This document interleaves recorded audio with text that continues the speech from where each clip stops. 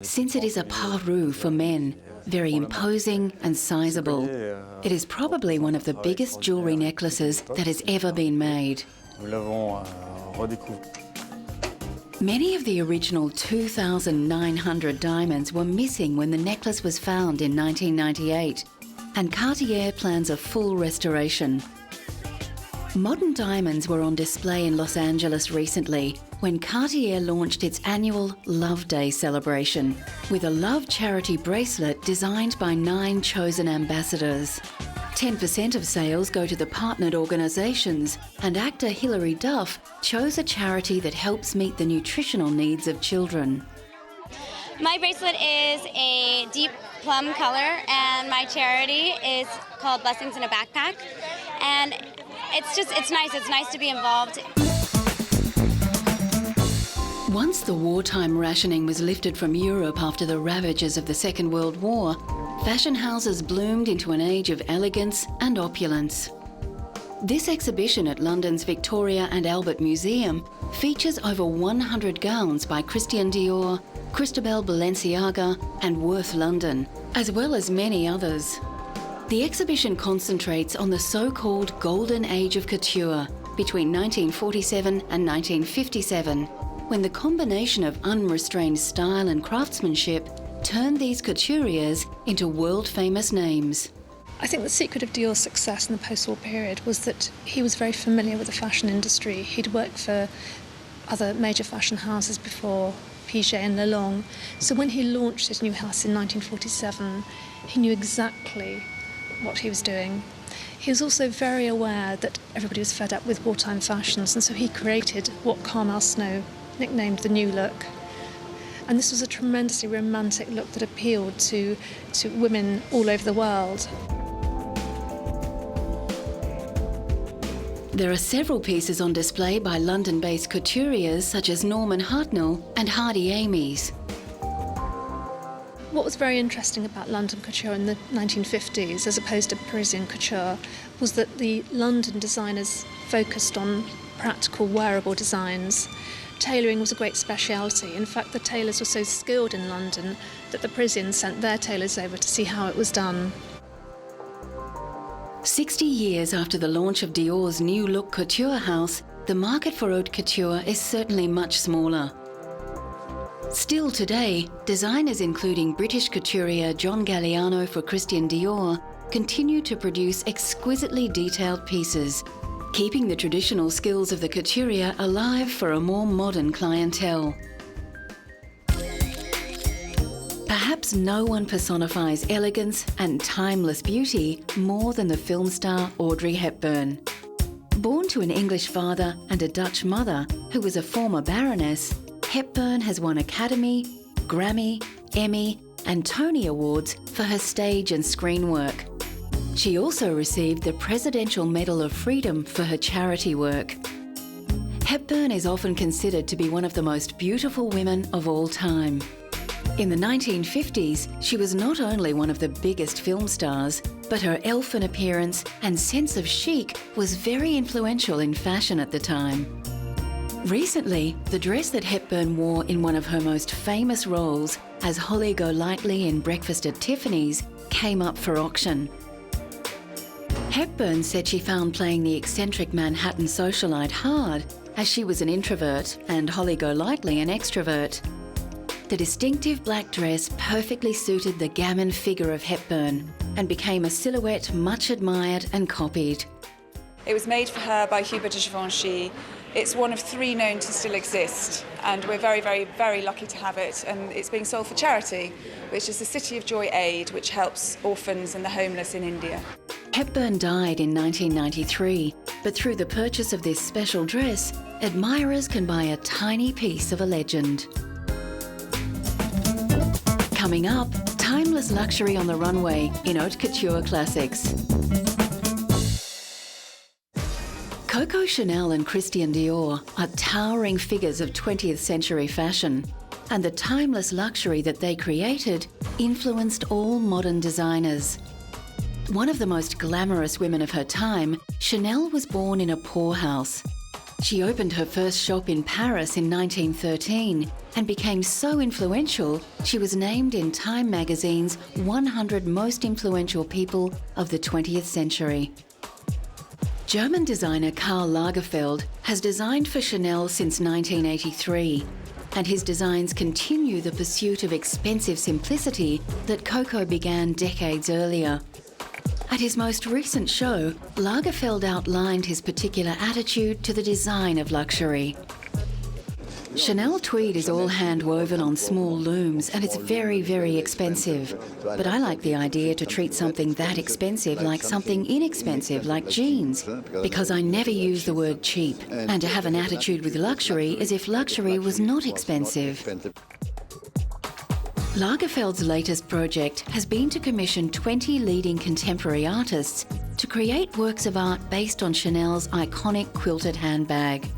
The mobile art exhibition will tour for 2 years.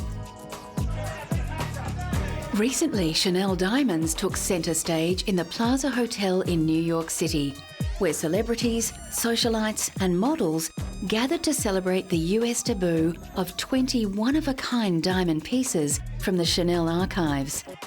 The black and white gala was held in homage to Chanel's signature colours, and Truman Capote's legendary black and white ball held in the same location in 1966. Christian Dior began a revolution in dress called the New Look, with luxurious arrangements of fabric that broke with the lean and boxy designs of post-World War II. Under family pressure to pursue a diplomatic career, Dior originally studied science, but he was always drawn to the arts and to fashion. As a student, he sold sketches on the streets of Paris to raise money. The timeless qualities of his beautiful designs were recently celebrated in an exhibition at Berlin's Culture Forum. 180 exhibits showcased the life work of Dior, who died tragically at age 52. Included in the exhibit was the famous black swan dress, which German diva Marlene Dietrich once wore. Christian Dior was one of the early fashion designers who understood how to implement the total look, fashion as a whole. This means that he not only incorporated clothes into his haute couture for his collection, he also designed accessories and intensively dealt with fashion jewellery. John Galliano is the current head of design at Christian Dior. Born in Gibraltar and raised in London, Galliano has been at the Paris fashion house since 1996, and his theatricality and love of seduction has been famously successful for Dior. Here, his haute couture Paris show is faultless in its invocation of beauty, luxury and elegance. The reason why Christian Dior has so much success with Galliano after 10 years is because Galliano brings to the House of Dior his creativity, his modernity, and he respects the heritage of Mr. Dior.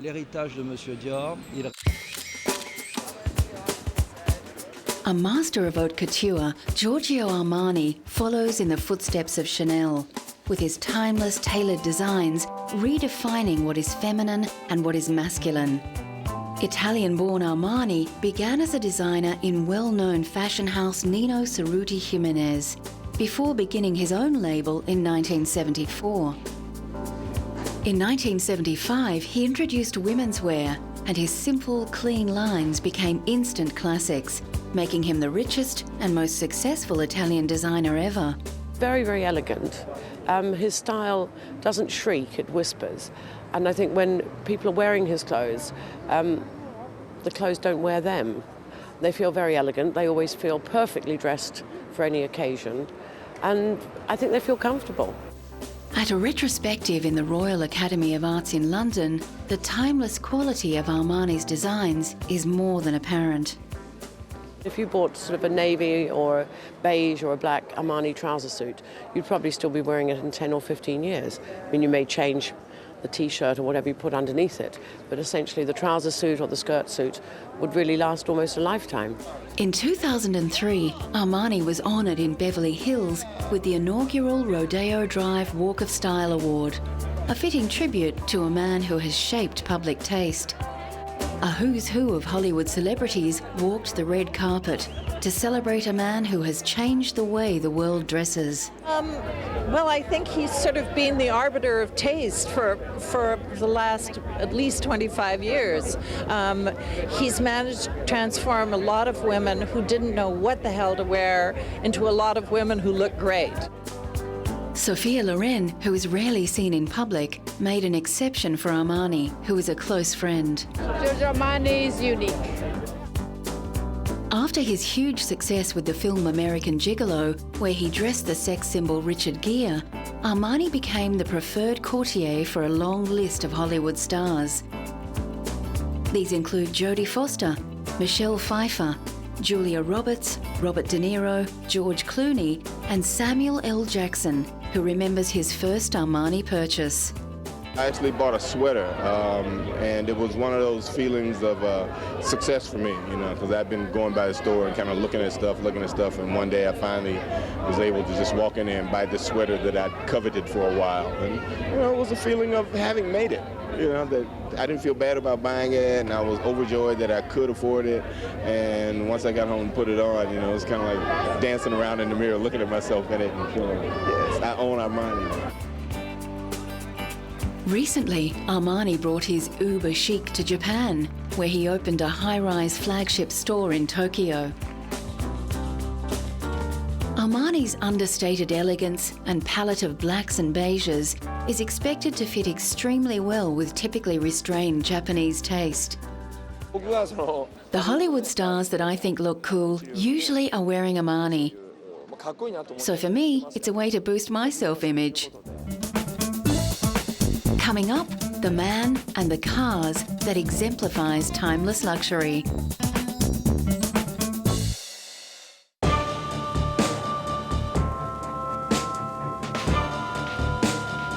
If ever a man and brand defines timeless classics, it's James Bond. Some of the world's most handsome and charismatic men have played 007. The British agent who breaks all the rules, but always gets the villain.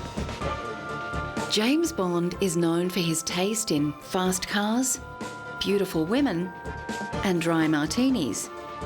Over 20 films have been made about his adventures, films that have earned an approximate $11 billion worldwide.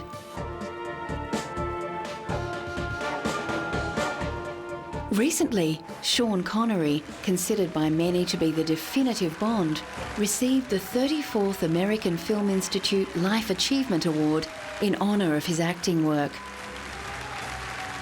Connery starred in 7 Bond films, but originally Ian Fleming, the creator of the James Bond series, was unwilling to cast Connery, considering him too unrefined.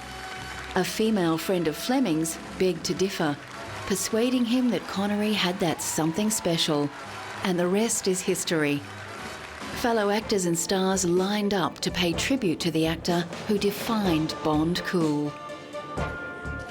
He's my father, he's my mentor, my inspiration. Great man, wonderful occasion. I'm delighted to be here to honor him.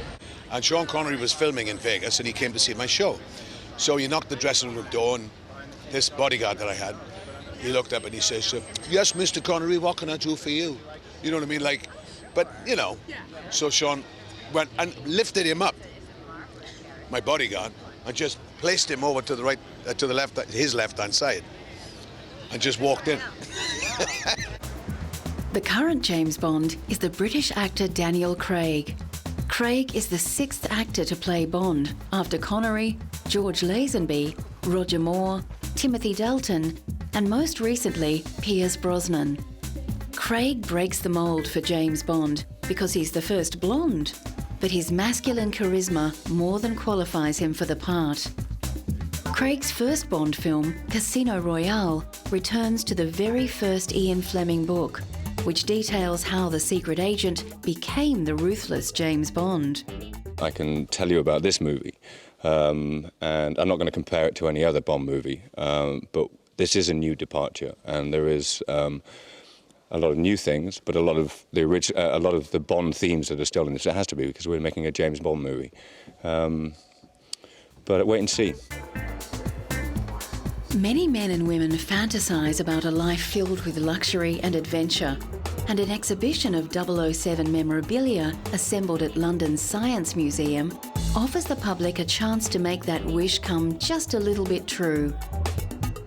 All the accoutrements of the Bond world are on display, including props, images, storyboards, costumes, and the famous Bond car, the Aston Martin Vanquish. It's your chance to become a secret agent for the day. You're given a swipe card, a little credit card thing, and you go around the exhibition finding out as much as you can about James Bond, the films, the phenomena. You're tested along the way, and then at the end of the exhibition you're rated as to whether you're going to make it into MI6 or not.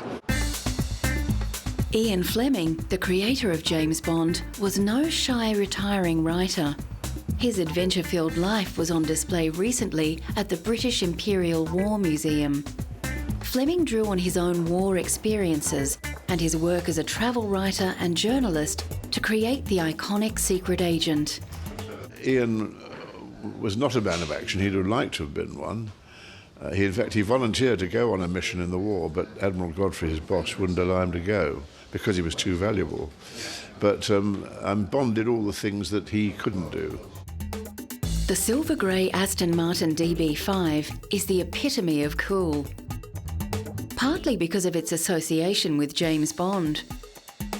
Originally of British build and design, Aston Martins are a luxury performance car, first manufactured in the 1920s. The Aston Martin combination of timeless elegance and power has made them popular with car aficionados worldwide. Despite financial concerns and a number of takeovers, including Ford, the car continues to be manufactured today, with Aston Martin recently opening a dealership in Beijing to take advantage of the new moneyed Chinese consumer. At a recent festival in Britain, 300 cars took part in a parade, driving past the Queen and Prince Philip. 9 decades of the beautiful car help illustrate the continuing qualities that have kept Aston Martin on the Timeless Classics list. The fact that it's still here looking pretty good, really, after all those years, a lot of years of neglect, I think speaks well for the solidity and quality of Aston Martins. I think that's what people love about them. It's rather like a Rolex watch. It comes apart and goes together again with perfection. The late King Hussein of Jordan was a collector who knew and loved his luxury cars. Abdullah Hussein recently opened the museum in Jordan as a tribute to his father. And the collection of classic and vintage cars is a veritable who's who of top quality luxury cars. With over 50 on display, many of the vehicles have been used on official occasions, including the late King's coronation and public wedding celebrations. One car that can safely lay claim to the label timeless luxury is the German-built Mercedes-Benz. The choice of kings and the rich the world over, King Hussein's 1968 Mercedes 300 has a special story to tell. In this Mercedes, King Hussein survived a failed assassination attempt in Suela, and thank God no one was wounded and nothing happened to the car.